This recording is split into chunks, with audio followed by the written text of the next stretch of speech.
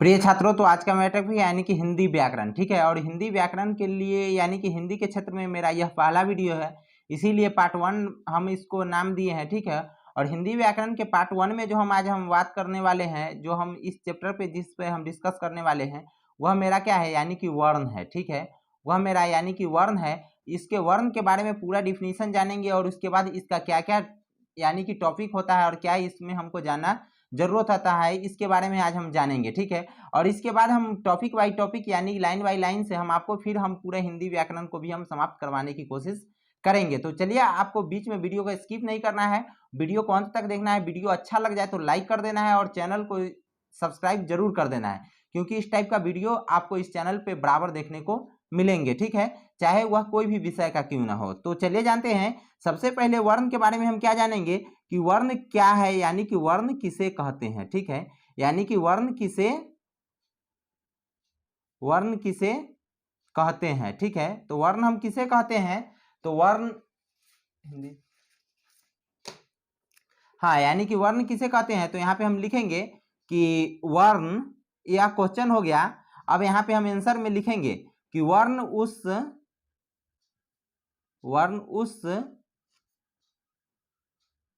मूल ध्वनि को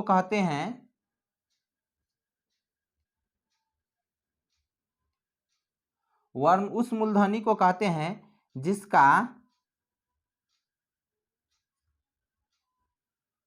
खंड या टुकड़ा न किया जा सके, ठीक है। वर्ण हम किसे कहते हैं, यानी कि वर्ण हम उस मूलध्वनि को कहते हैं जिसका खंड या टुकड़ा न किया जा सके, ठीक है। तो इसके लिए उदाहरण क्या होते हैं, यानी कि इसका एग्जाम्पल क्या होगा, ठीक है। यानी कि इसका एग्जाम्पल क्या होगा, तो जैसे अ, ठीक है, क, च, म, र इत्यादि, ठीक है। यानी कि अवा से लेकर के यरल अव तक के बीच में जितने भी शब्द आते हैं, यानी कि यह तक में जितने भी शब्द आते हैं, वह सभी मेरा क्या है, यानी कि वर्ण है, ठीक है, वर्ण है। अब आ गया मेरा, यानी कि अब मेरा नेक्स्ट टॉपिक आ जाएगा, यानी कि वर्ण कितने प्रकार का होता है, ठीक है। यानी कि वर्ण का मेरा क्या हो जाएगा, यानी कि प्रकार, ठीक है। वर्ण का अब यानी कि प्रकार हो जाएगा। तो इसके लिए हम मुख्य रूप से हम दो प्रकार देते हैं, ठीक है। मुख्य रूप से हम यानी कि दो प्रकार देते हैं, ठीक है। सबसे पहला जो देते हैं वह मेरा होता है स्वर वर्ण, ठीक है। सबसे पहला जो होता है मेरा स्वर वर्ण, और दूसरा का होता है यानी कि व्यंजन वर्ण। दूसरा का होता है यानी कि व्यंजन वर्ण, ठीक है। अब इसमें हम सबसे पहले इसमें हम जानेंगे कि स्वर वर्ण किसे कहते हैं, ठीक है। यानी कि स्वर वर्ण हम किसे कहते हैं, तो यहाँ पे हम इसका डिफिनीशन लिख रहे हैं, ठीक है।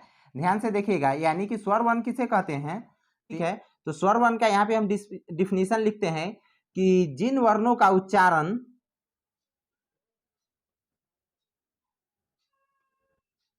जिन वर्णों का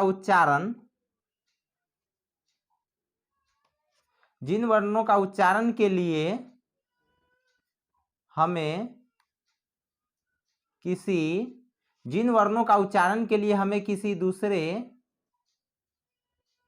किसी दूसरे वर्ण की सहायता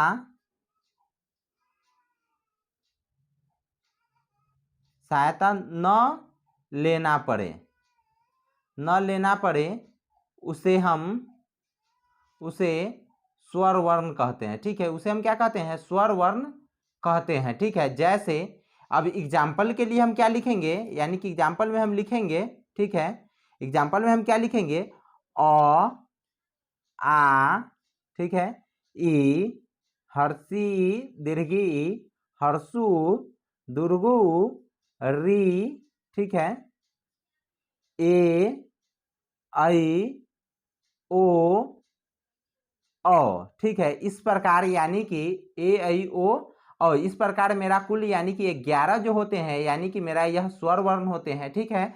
और इसमें देखिए कि हम इसका स्वर वर्ण का डिफिनीशन में हम क्या लिखे हैं, जिन वर्णों का उच्चारण के लिए हमें किसी दूसरे वर्ण की सहायता न लेना पड़े उसे स्वर वर्ण कहते हैं। तो इसमें हम कैसे सहायता नहीं लेते हैं, यानी कि जैसे अ पढ़ते हैं तो केवल मेरा अ उच्चारण होता है, ठीक है।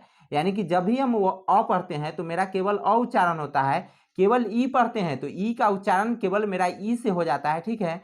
और यदि ए भी पढ़ते हैं तो मेरा ए का उच्चारण केवल ए से हो जाता है। अब व्यंजन वर्ण का डिफिनीशन क्या होगा, तो यहाँ पे हम पॉइंट नंबर 2 का हम आंसर लिखते हैं, ठीक है। यहाँ पे ध्यान से देखिएगा, ठीक है। पॉइंट नंबर 2 का लिखते हैं, ठीक है। क्या यानी कि दूसरे पेन से लिख देते हैं ना, आपको यानी कि उतारने में कठिनाई नहीं होगा। इसको आप डिनोट कर लीजिएगा, यानी कि लिख करके उतार करके याद रखने का कोशिश कीजिएगा, ठीक है। तो व्यंजन वर्ण में हम क्या लिखेंगे, जिन वर्णों का उच्चारण के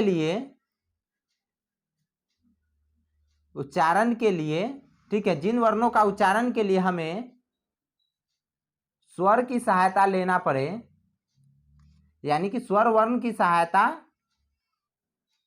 ठीक है, स्वर वर्ण की सहायता लेना पड़े, उसे व्यंजन वर्ण कहते हैं, ठीक है, व्यंजन वर्ण कहते हैं, ठीक है। अब देखिए, यानी कि इसमें यानी कि किसको, यानी कि स्वर वर्ण का सहायता कैसे लेते हैं, ठीक है।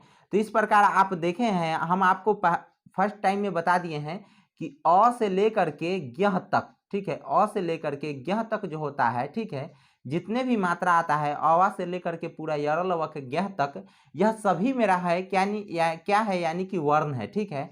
अब इसमें स्वर वर्ण है और व्यंजन वर्ण है, ठीक है, यह दोनों वर्ण ही मिला करके यह मेरा कुल होता है। तो यानी कि जो बच गया, अब देखिए एग्जाम्पल के लिए जो मेरा यानी कि जो जितना इसमें लिखा गया यानी कि 11, अब जो इसमें से बच गया यानी कि 6 होते हैं अवा में, फिर 6 होते हैं ए में, और क ख ग घ छ छ ज झ बाद बाकी सब में 5-5 होते हैं, य र ल व में भी यानी कि 10-11 होते हैं, ठीक है।